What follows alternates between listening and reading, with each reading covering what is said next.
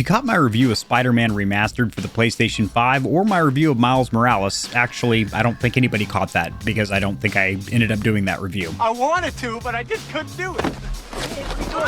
That happened just a few minutes ago. Here's the silver play button. It's not going to live there permanently next to that artificial ficus. It shall be up off the ground. But if you didn't catch that previous review, let me catch you up. Damn, this shit was sick, as the kids say. It was a dank banger. I'm a little bit of a Spider-Man game fan. I have been all the way back to the PlayStation 2 era. But Spider-Man games have always been near and dear to my rear, and they've just been fun games to play. They've been enjoyable experiences, and that is exactly what I have to say for Spider-Man 2 right off rip, right off Jump Street, is that it is an enjoyable experience.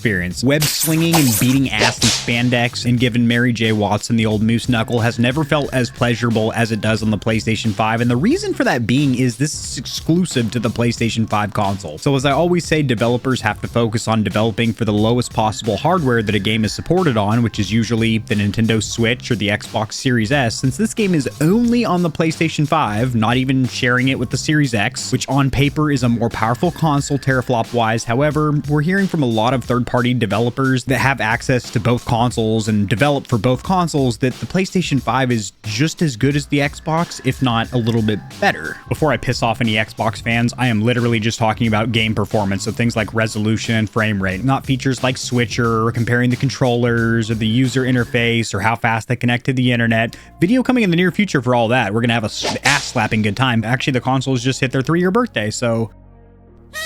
Since this game is designed only for the PlayStation 5, developers can really harness the power of the PlayStation 5. Plus, it's also an SIE, Sony Interactive Entertainment first-party title, which always produce blockbuster bangers. Even their stinkers, like Days Gone, aren't bad. In fact, that game actually did pretty much a full 180 and is pretty fun now. But even like their lowest-ranked first-party game, which is going to be the Horizon series, for some reason, Aloy doesn't tickle people in the game or nether regions, like Kratos and like Nathan Drake and like good old Joel pre-Abby before she got to him with that damn driver or 7-iron or whatever the fuck it was, doesn't matter. But you can definitely tell that this game is developed for one console because everything down to the haptics in the controller, the adaptive triggers, which yes can be a little bit gimmicky, but in a game like this, those little gimmicky minute features all come together to make an immersive experience. When there's cop radios coming out of the speaker in the controller, and each time that there's tension on my web, I can feel that in the triggers, so I feel like I'm really web slanging. Not to mention, this is probably the most gorgeous title on the PS5 to date, at least open world game. Like Ratchet & Clank Rift Apart is a gorgeous game, but it looks like a Pixar animated film, so it's really hard to compare that to like a graphic realism title. But for an open world game, this looks fee-fi-fo fucking phenomenal. Everything from draw distances, textures, reflections. I mean, it is top tier, gold tier in the graphics department. Also gameplay, the most important part of a damn game, is super fun. Granted, it is not perfect, and I will say the combat does get a little bit repetitive, and I wish they would have done a little bit more of a refresh, maybe added some new mechanics for combat to keep it fresh and exciting, maybe some more enemy types.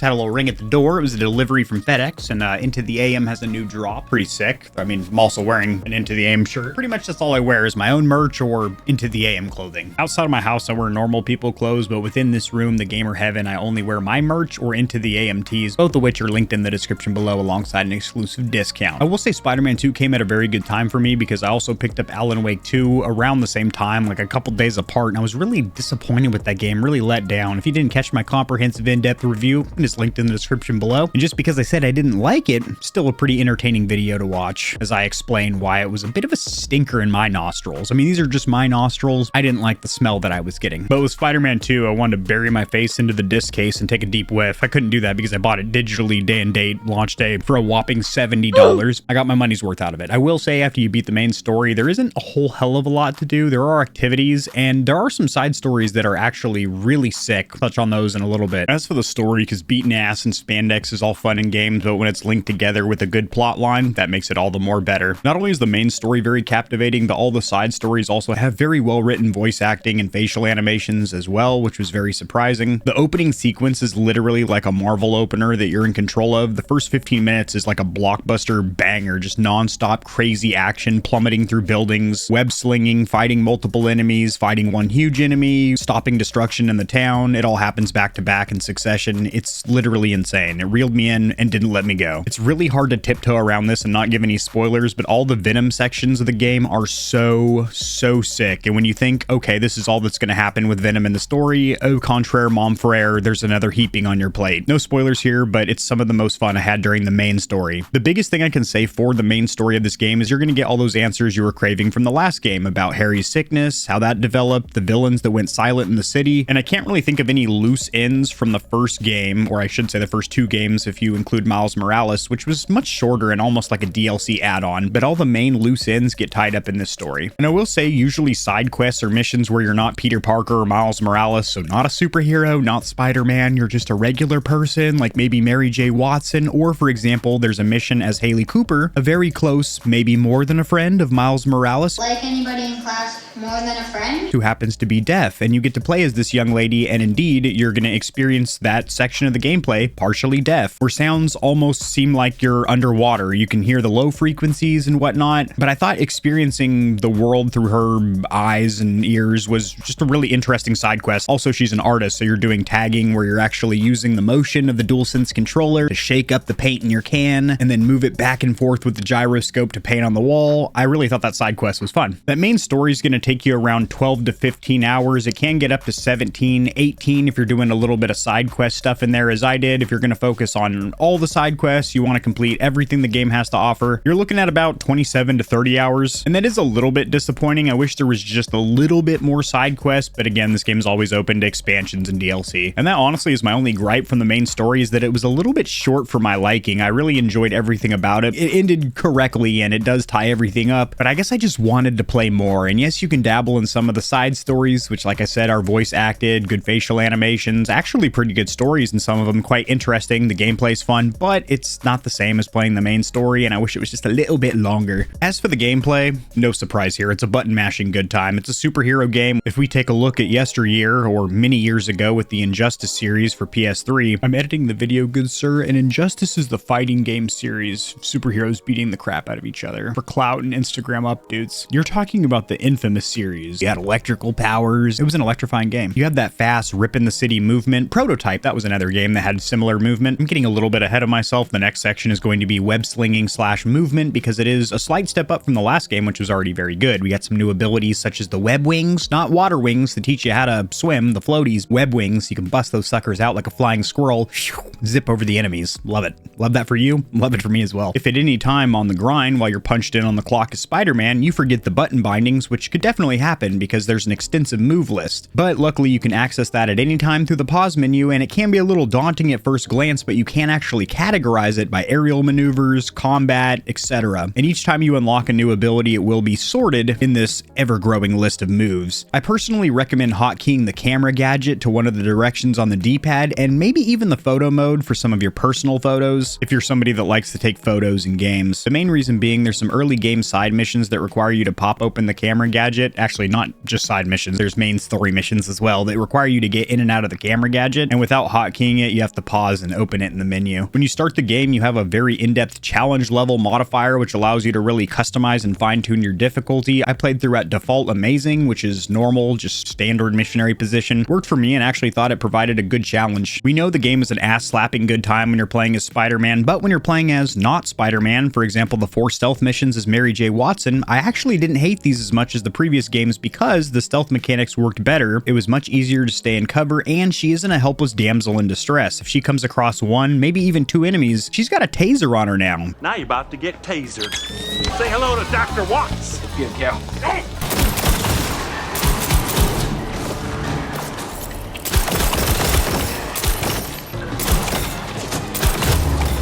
But if you've never played a Spider-Man game, let me just quickly summarize the gameplay loop to you. You're going to be swinging around the city as Spider-Man. You're going to be doing a couple of puzzles, 3 or 4 different types of puzzles that are actually pretty good, easy to get the hang of. But near the end of the game, they become quite challenging, quite difficult, but you can always skip them. If you pause, you can go to skip puzzle. I might have done that a couple of times. Don't judge me. I wanted to get back into the action, and I got that goopy goblin gamer brain, damn it. Then you're going to be fighting large groups of enemies, so a bunch of ads with a couple of little stronger mini-boss enemies in there, and then you're going to have 13 to 15 big set pieces with huge enemies, all of which are pretty notable and pretty sick, and all of those enemies are being hunted by one guy, one main supervillain named Kraven, who I think is written extremely well. His motivations aren't complicated, they're definitely understandable. He's very powerful, a definite threat, super OP, not only to Spider-Man, but pretty much all the villains and heroes within the city can all get slapped by this man if he wants to open up his palm and release it on him. Then there's also a second main villain. I won't really get into this because it ties directly into story stuff, which is definitely spoiler territory, but my goodness gracious golly jeepers, there's going to be like 2 main enemies you're focusing on. Yeah, wow,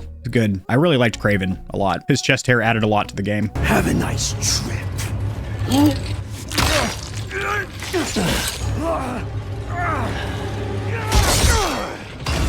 Is this the best you can do? They said you were a killer. Imagine my disappointment. But one of the coolest new mechanics of the game is you can dynamically switch between Miles and Peter on the fly. So think of it like Grand Theft Auto 5, except it is a little flash to black, a fade to black, as opposed to GTA 5, which it just goes up into the sky and like a drone and then comes back down. Depending on what console you're on, considering that launch for the Xbox 360 and PS3, it might take a little bit longer to do that animation as opposed to the modern consoles. I don't really know. I haven't played GTA 5 in a fortnight, Watson. But being able to switch between the two, and it actually shows you what they were doing, so they might be working out on the side of a building or hanging out talking to the people of New York, talking to the great people, or, you know, doing the Lord's work, actually fighting crime. And you can jump in there as the second Spider-Man. And that's another really cool thing, is sometimes the second Spider-Man will slide in there and beat ass alongside you and do these really cool combo moves. And it's not just Spider-Man and Spider-Man, but all of your superhero allies that jump into combat later will do some really sick combos and finishers. My golly, I really like those set pieces where there was a lot going on screen, multiple fights and whatnot. As for combat, I have very few complaints here, few and far between. The first one is that gore mechanics introduced during the Venom parts would have been so sick. I understand this is a family-friendly game and it probably would have boosted that rating up to mature, but when you're playing the Venom part or section and there's destructible environments and also people are getting destructed by the massive, huge, aggressive Venom just tearing shit up, it'd be awesome to watch enemies ragdoll, fold in half like accordions. Any kind of blood would have been a treat, but I guess this isn't RoboCop. We can get our gore mechanic fix over there. But the Venom stuff, like I mentioned, was super fun, barreling through buildings and people. It's gonna be so much fun. I'm sure it will be fun for the people that are going. I unfortunately can't go. One little complaint I had through the entire playthrough is the fact that there is no lock-on, which is kind of shitty. You just kind of have to point and click and hope that you're going to schwack the nearest enemy to you. But in a hack and slash action adventure game like this, imagine playing something like a Dark Souls or Elden Ring and you can't lock on. It'd be it's kind of challenging. The suit options for both Miles and Peter are sick as fuck, not only cosmetically. I will say Miles has cooler looking suits than Peter Parker, although Peter Parker's abilities are more powerful than Miles, at least in my personal experience. I did try and invest the majority of my points, my sweet XP shekels, if you will, in the shared skill tree, because both of my homeboys can enjoy it equally. It's basically pouring out a 40 for both of my homies, Peter and Miles. The challenge at normal is quite good, although it can be a little bit easy because you get those warning indicators to dodge. So if you're coming from Souls-like games where you're just looking for enemies to telegraph their next strike, it might be too easy for you with those, but I'm pretty sure you can actually disable those in the settings. You have a shiggity shitload of bosses, like 12 big names. I'll have an article linked in the description below. It's like a Marvel movie. You might think, oh, it's done, they're not going to throw another big name in there, but they just keep shoveling previous names, mostly villains, but also some allies from the Spider-Man universe, which is fantastic. All of these people, more or less, are being hunted from Kraven, who I really did like as a villain. But as far as just regular enemy types when you're playing through the game, there's not really that many. You've got your regular ads, which are all over the place. You got your shield guys, who you've got to slide between their legs to get behind them and then pound their kidneys. Then you've got your really big guys that are a little bit more tanky. Then you've got your mini bosses. They're between a big guy and a full-blown boss. And it just seemed like there could have been a few more enemy types to really flesh out the combat and make it not stale, because near the end, yes, you have so many moves unlocked that you can do like 30 or 40 moves on somebody, but a lot of times you forget all the moves and you don't constantly want to be going into the move list. So there's like 6 or 7 go-to moves that I would do, you know, a uppercutting somebody in the air and then pulling them back down to the ground with my webs, my go-tos. And by the end of the game, I wish there was more to go to or more enemies to go to beating ass on. And, you know, more enemy types and a couple more moves would have been just fantastic here. As for web slinging and movement, it works identically to the previous games, not only in controls, but the abilities you have, except you now have web wings, which is awesome. It allows you to catch airstreams where you can fly freakishly fast around the city, then mix it up with web slinging. You also have a web slingshot move, which I used very few times because I kept forgetting that you could do it, but it really does rocket your ass across the city. Pretty sick. I will say Miles looks a little bit more loose, smooth, and fluid, a little bit more flavor when he's swinging. Peter looks pretty stylish while he's swinging through the city as well. My only complaint here is I did have 2 or 3 messages pop up that really pulled me out of the immersion of being Spider-Man. One saying that I was leaving a mission area that I didn't even know I was actually on a mission. I thought I was just web slinging and exploring the city randomly nilly-willy, and apparently I'm supposed to be doing a story mission. And the other one said I was leaving a playable area, which I'm not really sure if that's because I was at the edge of the sandbox. It didn't seem like it. I was in the middle of the city, so perhaps I just hadn't unlocked that area yet. But messages like that definitely take you out of the immersion of web slinging, where you want that ultimate freedom of being able to rip through the city at will. And that was just something kind of surprising to me. I didn't run into any of those invisible boundaries or barriers in my playthrough of Starfield. I mentioned that during my review. And then here I ran into 2 or 3 of these saying that I was leaving the playable area. And that kind of took me out of the immersion, because even though I'm leaving the mission area, a little warning would be nice saying, hey, you're going to fail the mission, but it just straight up tells you turn around or, you know, you're going to get teleported back. I didn't really like that. As for graphics, it's no surprise that this game looks stunning, but how stunning exactly does it look? The original remastered Spider-Man from PS4 to 5 looked pretty goddamn good. Then we get Miles Morales, which is an actual dedicated PS5 launch title. But if you look at every console generation and you look at the games that are launch titles or come out around the middle of the life cycle, like this game, for example, and then games that launch at the ass end or near the end of the life cycle, they're progressively getting better what developers can do with the hardware. And that really does shine here, especially because it's only for the PS5 console. And that is seen when you start a new game and you're sitting there at the settings menu and you notice that there's only 2 graphical modes now, fidelity and performance, both of which have ray tracing applied in different degrees. There is an uncapped frame rate option that does raise fidelity mode from 30 to 40 FPS. My personal settings through my playthrough. Keep in mind, I did diddle with all the different settings modes to see what it looked like for me on my equipment, on my TV, and then also read some guides from Digital Foundry and whatnot. I played in performance with VRR and smooth 120Hz display in auto, full screen effects on, but with motion blur, film grain, and chromatic aberration, all 3 off, which I think was the same as in the previous game because it didn't look good to me. Chromatic aberration, it's like a camera lens. You're going to get that little bit of warping around the outside, a little bit cinematic, but it doesn't look very natural to me. I'm not going to get into it here, but motion blur and film grain, I'll always turn off. But the big noticeable difference of what makes the graphics better in this game versus the previous 2, something like Miles Morales, a launch title from the PS5, is the developers obviously had more time with the PS5 console, a few more years, and you now get much longer draw distances, so that artificial fog or haze that was off in the city to kind of soften the blow of the draw distance isn't there anymore, and you can see all the way out. Another thing that just blew my socks back is if you just stare at a building, you can see in the windows, you can see movement, you can see furniture, and you can swing up to that building and you sure enough will see people walking around in that office. Had see-through glass with fully furnished interiors. The only downside of that is I did notice quite a few duplicate interiors pretty close to each other as well. So I'd land on a building on the 75th floor and I'd see Jerry in the break room in his canary blue shirt spilling a couple of dribbity drops of coffee down the front. And then I'd walk 3 windows to the right and see Jerry making the same mishap right down his chest again. A double doozy, if you will. The poor man spilling the same coffee, but just 3 rooms over. It's like he teleported over there just to make a whoops-a-daisy again. But that does kind of break the immersion when you're like, okay, that's the same exact NPC model that I saw 3 windows over there. The man has multiple offices on this floor, I guess. Must be the CEO. But the fact that you can stare at a building hundreds of feet away and see that the lights are turned on and then swing over there and see what's going on in there. Yep, they've got 3 printers in here and there's 2 girls talking over there. Like that's crazy. I thought that was really neato Toledo. Since this game does have ray tracing, we'll touch on that. Obviously, the lighting is phenomenal. I mentioned that during the previous games, and even when I was playing in the modified ray tracing mode, which had ray tracing, but it was just a minimal effect, if you will, because it was prioritizing high frame rate over high resolution, graphical fidelity, all that good stuff. This title did look noticeably better. Things like shadows, reflection off water, reflection off all the buildings. But what I really noticed was the inky blacks, rich, vibrant colors. Amazing. I mean, it's a Sony Interactive Entertainment first-party title. They definitely put a lot of time and energy and cream into looking good, but luckily the game plays good as well, because if it just looked good, but it played like a big old bag of bolts, it wouldn't be a good superhero game because of the gameplay loop, and luckily the gameplay loop here is quite enjoyable. Yep. Oh, yeah. As for the audio design, it sounds like the New York City hustle and bustle. You get the city smells and sounds and experience. I'm walking here. I'm walking here. Up yours, you son of a bitch. You don't talk to me that way. Get out of here. And that satisfying sound effect that plays every time you take down an enemy is enjoyable. Take them over there. Young spider.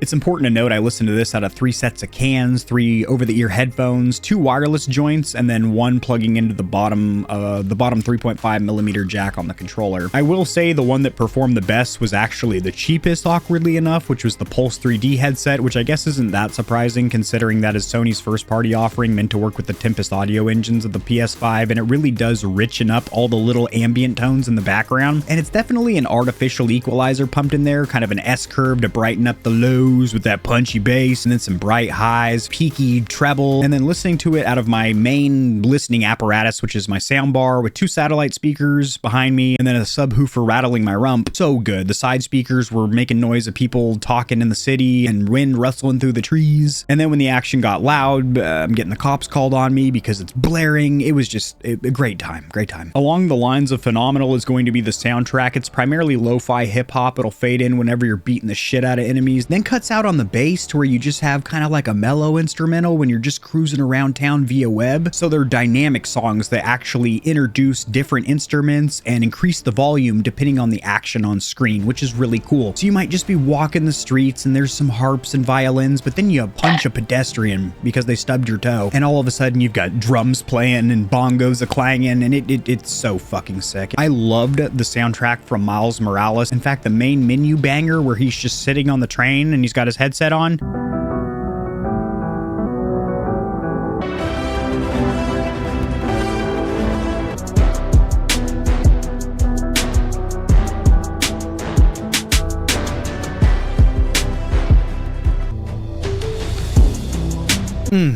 That song gets me pumped to play the game every time I launch it. You get more of that here. In fact, you get an extra serving on the side of good soundtrack here. It's good. This is a first-party Sony Interactive Entertainment title. The features of the DualSense are strongly utilized. So the built-in speaker, you're going to hear sound from cop radios pumped out of that, which of course you can turn off if you don't like. You also have control of the strength or being able to turn off completely the haptic feedback, vibration, and the adaptive triggers. But before you do yourself that disservice, I would recommend against that. This game had some of the sickest haptic feedback vibration effects that I've ever experienced. My girlfriend, it was her turn on the controller and she said, "Whoa, check this out." It was the part where you're playing as good old-fashioned Peter Parker, not in your suit, so you've got some nice dress shoes on, your loafers are clip-clopping on the hardwood floor, and then you're on some carpet. Then you're on a different kind of carpet, like a big high-pile rug. And on each one of these surfaces that you would walk on, not just that, but also how fast you were walking, so how far you were pushing that left analog stick, there would be a different feeling vibration. So when you're on that carpet, it actually feels kind of like squishy in your hand. It was insane. But the adaptive triggers also get plenty of love, as there is a puzzle where you have to hold them in a sweet spot, and of course there's tension along the way. More pressure, more resistance the further you squeeze those triggers, and you get this crazy resistance kind of pushing against your finger and then also jittering back and forth, moving your finger, shaking it if you will, while you hold it in the sweet spot. Also, I will say there is a ton of settings in this game, a lot of accessibility features that make this game playable for gamers that might not be able to play this game, but for you fully capable douchebags out there, there's also plenty of options for other gamers, such as being able to fine-tune the difficulty. So if you get your buns beat in, but only because enemies are too tanky, they've got too much health, you're good at beating their ass, you just need them to have 30% less health, you can dial that in for yourself, and I really do like that. So the V for verdict, would I recommend swinging into action with Spider-Man Deuce? In my personal opinion, this game is better than the previous 2, Spider-Man Remastered from the PS4. Well, it was a PS4 game. I never played it there. I played it when I got my PS5. Then we got Miles Morales. This is the supreme doggy over here because you get to play as both Peter and Miles, not just one at a time, but at sometimes they're both on screen doing stuff. That's wild. Your head's gonna blow. You're getting blown by this game. It's blowing you. And even the sections of the game that I thought I would hate, such as the 4 stealth missions with Mary J. Watson, not bad at all because she didn't feel helpless and clumsy like the last ones. And my only real critiques here or areas of improvement would be a couple of more regular enemy types, not the bosses. There were plenty of big encounters, but more regular foot ads or just normal enemies you encounter would be cool. And I'd like to say more moves. We could use more moves on the list. However, I had so many moves unlocked that I just didn't use, so that's not really the problem. It was just that the moves that I like to use get repetitive because I'm using them so much. So I guess I could just get better at using different combos, but I've already beaten the game and done most of the side content, so there's not much butt beating left to do. There's not that many villains that haven't gotten their cheeks clapped in the city. If I ever do get into a scuffle in Central Park, I'll be sure to do a combo I've never done before. I don't really know where I was going with that. More moves, please, for the people that did learn all of them and still felt like there wasn't enough. This is a damn fine title, but you probably already knew that, and if you own a PS5, this definitely deserves a spot on your wall. It is a $70 game, which is pretty steep, so if you want to scoop it up when it goes on sale, I would say good luck with that, because that won't be from the PSN, because Sony rarely puts their first-party titles on sale. Same thing as Nintendo, but if you have a disc drive PS5, you can always wait, pick it up on GameStop. That might take a while too, because this game has gotten really good reviews so far. Even picking it up at full price, tons of pleasure playing it. Still getting pleasure from it to this day because I haven't platinumed yet. I haven't peaked yet. Drop in the comment section below your opinion of this game, and I'll see you Stallions and Stallionettes tomorrow.